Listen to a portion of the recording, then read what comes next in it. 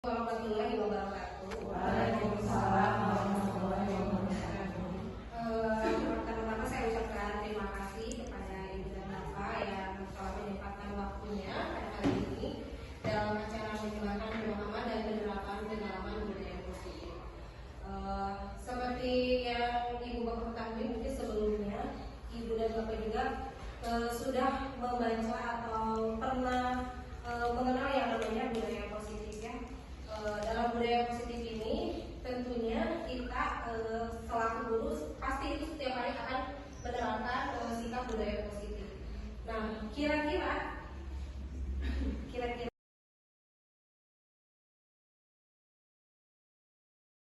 tiga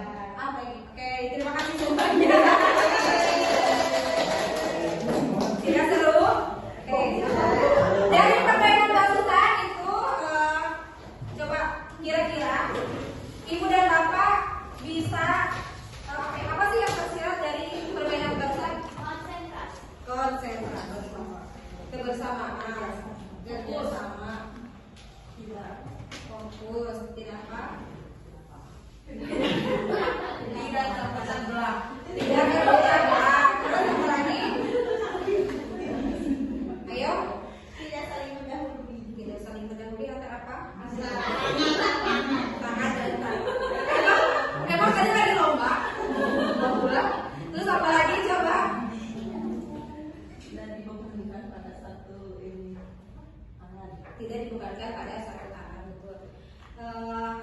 Ada yang merasakan yang paling bawah itu perasaannya gimana? Berat. Kenapa Bu beratnya Bu?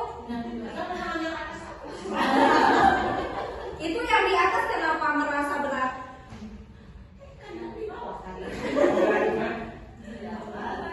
Yang di atas tadi gimana coba?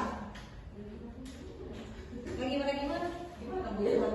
Nah, dalam permainan barusan kita belajar yang pertama harus konsentrasi, kedua kita harus kerjasama karena kita itu dibentuk dari tim. Kemudian yang ketiga kita harus gotong royong kerjasama namanya. Kemudian harus fokus juga. Yang kelima harus mendengarkan instruksi dan yang keenam itu tidak boleh menekan yang atas, itu berarti tidak boleh menekan yang bawah, karena kalau kita menekan yang bawah akhirnya tadi seperti yang kita jawab merasa terbebani gitu ya. Jadi artinya bukan hanya di sekolah saja, kita juga di kelas tidak boleh menekan anak mungkin ya, karena dengan penuh tekanan itu anak akan merasa terbebani. Nah, kita akan mulai dari perubahan paradigma dulu. Ini adalah pembelajaran dengan paradigma baru. Pembelajaran dengan paradigma baru merupakan pembelajaran yang dirancang berdasarkan prinsip pembelajaran berdiferensiasi, sehingga para peserta didik belajar sesuai kebutuhannya berdasarkan tahap perkembangan sesuai teori psikologi modern untuk mewujudkan profil belajar Pancasila. Nah, berdiferensiasi itu apa sih?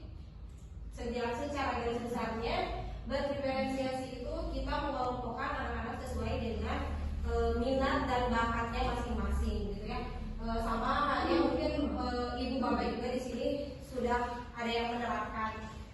Nah, dari paradigma tersebut,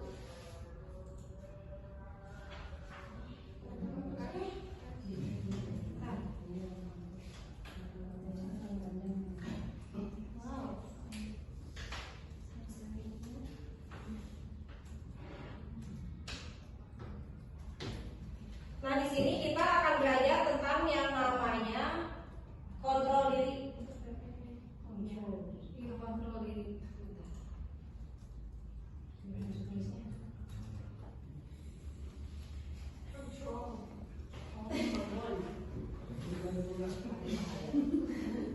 Nah ini konsepsi tentang teori kontrol. Yang pertama ada ilusi guru mengontrol murid, kemudian ilusi bahwa semua perbuatan positif, efektif, dan sebetulnya itu adalah ibu bapak harus memberitahukan kamu selalu saja memberitahukan ibu bapak. Jadi membuat anak itu masalah. Tapi itu salah ya, gitu ya. Kemudian ini adalah memposisikan diri sebagai teman. Jadi membujuk, lebih ke membujuk. Ya dong, ikuti aturan sekolah, lalu itu bapak ya, sekali ini ya sudah tidak apa-apa, lain kali jangan sampai berbuat seperti ini lagi. Tetapi jika kita terus-terusan memakai posisi kita sebagai teman, bapak itu dapat membayangkan bagaimana nanti anak itu akan tumbuh kembang. Nah betul, akan menjadi pembuana, karena dia merasa oh diri saya diperhatikan sama ibu dan bapak guru, tidak pernah dikasih hukuman dan sebagainya. Kemudian memposisikan diri sebagai pemantau. Kamu sudah melanggar peraturan sekolah, kamu tahu konsekuensinya. Setelah upacara kamu beri atributnya ke koperasi dan jangan diulangi lagi. Nah, kalau misalkan kita berbuat seperti ini, bagaimana kalau anaknya tidak membawa uang? Kasihan juga kan ya. Jadi itu pun sangat kurang tepat untuk memberikan rasa bersalah kepada anak. Nah, ini adalah posisi kita sebagai manajer. Apakah kamu tahu kesalahanmu? Kira-kira bagaimana kamu memperbaiki kesalahan kamu?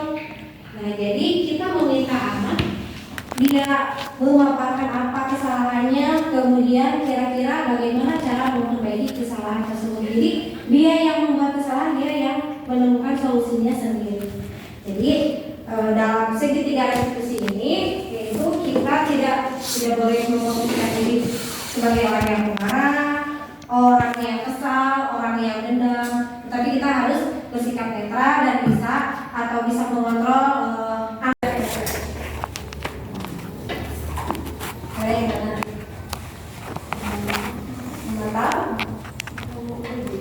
ini adalah menghukum. Kamu tidak pernah benar melakukannya.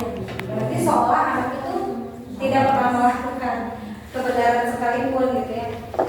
Kemudian apa rencanamu untuk menyelesaikan masalah ini? Ini posisi kontrol yang mana kira-kira? Yang manajer itu sama aku udah dikasih sana itu ayolah lakukan demi bapak ibu ya. Kira-kira ini yang mana masuk kontrolnya? Yang mana? Bapak ibu ternyata sudah memahami posisi kontrol ya. Satu lagi, kamu tidak pernah mendapat nilai jika tidak mengerjakan tugas. Mantap. Nah, mengapa keyakinan kamu? Mengapa harus keyakinan kelas? Mengapa bukan peraturan kelas? Pasti bapak ibu guru di sini juga sering membuat peraturan kelas. Sering. Sudah membuat peraturan kelas? Sudah. Nah, apa sih bedanya keyakinan kelas dan peraturan kelas? Ada yang sudah tahu? Ada yang sudah tahu nggak? Enggak. Kalau nggak tahu aku pulang ya. Nah, ini adalah pembentukan keyakinan kelas. Kita harus paham dulu apa sih keyakinan kelas itu. Jadi keyakinan kelas itu dibentuk dengan kata-kata yang bersifat abstrak, kemudian berupa pernyataan universal, dibuat dalam pernyataan yang positif, sedikit saja agar mudah diingat, sesuai dengan kondisi kelas dan sekolah sehingga mudah diterapkan. Kemudian yang terakhir adalah seluruh warga sekolah atau warga kelas dilibatkan saat membuat keyakinan kelas. Contoh nih, kita buat keyakinan kelas. Kira-kira apa sih yang Bapak Ibu inginkan di dalam sekolah ini? Kira-kira keyakinan kelas yang seperti apa yang Ibu Bapak inginkan di sekolah ini? Disiplin. Jangan malu-malu, nanti sama aku dikasih door prize. Coba keyakinan kelas apa lagi, yang seperti apa lagi? Biar nanti kita bisa coba juga. Bisa coba di kelas. Keyakinan kelasnya apa lagi? Aktif. Terus apa lagi? Kreatif, inovatif, kolaboratif,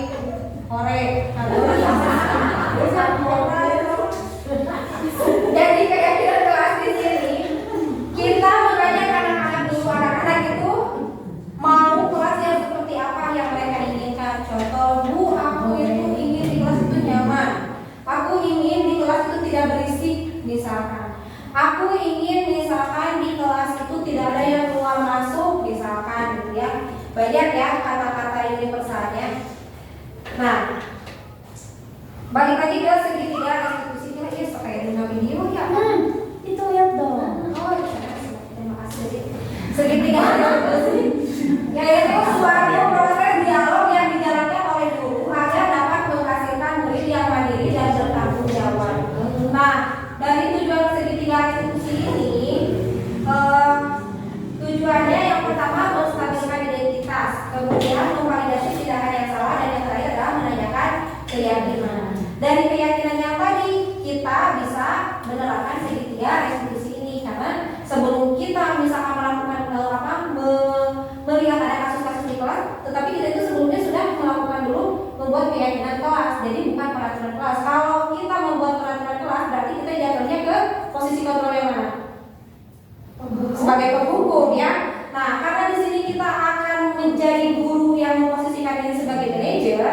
Nah, jadi kita membuat dulu keyakinan kelas yang dimana kalau misalkan mereka langgar itu ada konsekuensinya, bukan hukuman gitu. Nah, kita lanjut. Nah, kamu tentu punya alasan mengapa melakukan hal itu. Terus adakah cara yang lebih efektif untuk mendapatkan apa yang kamu butuhkan? Kemudian setiap orang pasti pernah melakukan kesalahan. Kamu bukan satu-satunya yang pernah melakukan hal ini. Di dalam keyakinannya yaitu kamu ingin menjadi orang seperti apa dan nilai-nilai apa yang telah kamu sepakati. Ini adalah pertanyaan-pertanyaan yang harus ada dalam segitiga restitusi. Ini adalah pertanyaan untuk menstabilkan identitas. Yang pertama, kita itu tidak boleh merendahkan hal tersebut, tetapi kita harus menstabilkan identitas. Kamu tidak bisa takut, karena bukan kamu saja yang pernah melakukan kesalahan itu. Ibu juga dulu sering kok seperti itu. Jadi dia itu jadi merasa, ternyata si itu bukan memarahin aku ya, ternyata gitu kan. Kemudian setelah menstabilkan identitas, kita menanyakan keyakinan. Kamu ingat tidak dengan keyakinan kelas yang sudah kita buat? Keyakinan yang mana yang sudah kamu langgar? Setelah dia mengingat nilai-nilai dan keyakinan yang tadi, baru kita validasi kebutuhannya. Nah, adakah cara yang lebih efektif untuk mendapatkan apa yang kamu butuhkan? Kamu tentu punya alasan mengapa melakukan hal itu, baru kita gali untuk mencarikan solusinya. Nah, menstabilkan identitas berdasarkan prinsip membuat kesalahan adalah bagian dari proses pembelajaran. Jadi, menstabilkan identitas di sini bukan menyalahkan anak tersebut, tetapi bagian dari proses pembelajaran. Ini adalah pertanyaan-pertanyaan. Berbuat salah itu wajar. Tidak ada manusia yang sempurna. Ibu atau bapak guru juga pernah melakukan itu. Ibu bapak tidak mau mencari siapa yang salah, tapi ibu dan bapak ingin mencari solusi dari permasalahan ini. Kamu berhak merasa begitu. Nah, ini adalah contoh untuk menstabilkan identitas anak yang melakukan kesalahan. Kemudian menanyakan keyakinan. Berdasarkan prinsip teori kontrol, bahwa pada dasarnya kita termotivasi secara intrinsik. Jadi bukan dari karena kita yang nyuruh atau karena ada embel-embel lain, imbalan atau hukuman. Jadi anak itu merasa terpaksa gitu melakukan hal tersebut. Makanya kita menanyakan keyakinan kelasnya dulu. Apa keyakinan kelas kita? Kemudian nilai-nilai apa yang telah disepakati bersama? Seperti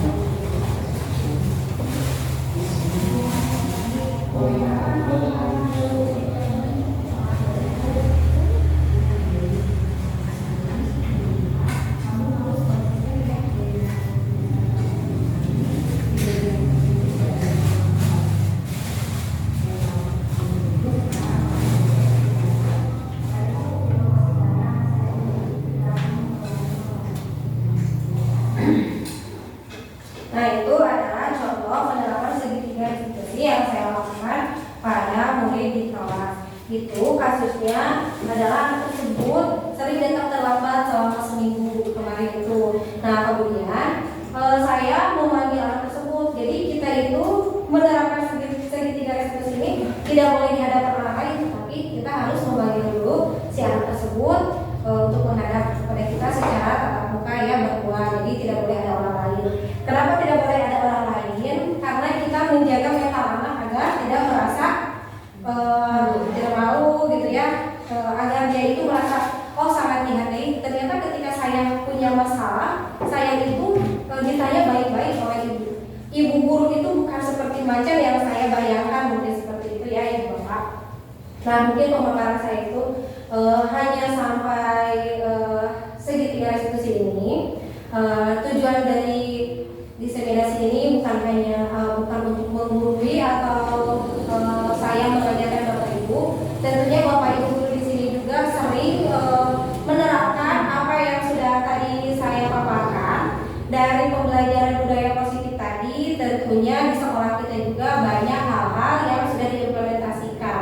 Tapi mungkin dari pemaparan ini, dari materi ini, saya mengajak agar bapak ibu bisa satu persepsi dengan saya untuk membangun sekolah ini menjadi lebih maju lagi, bisa lebih berkarakter lagi, bisa menghasilkan anak-anak yang lebih soleh, soleha, kemudian lebih menyadari pentingnya budaya positif. Nah, dari materi yang tadi dari awal sampai akhir, semuanya itu banyak keterkaitannya dari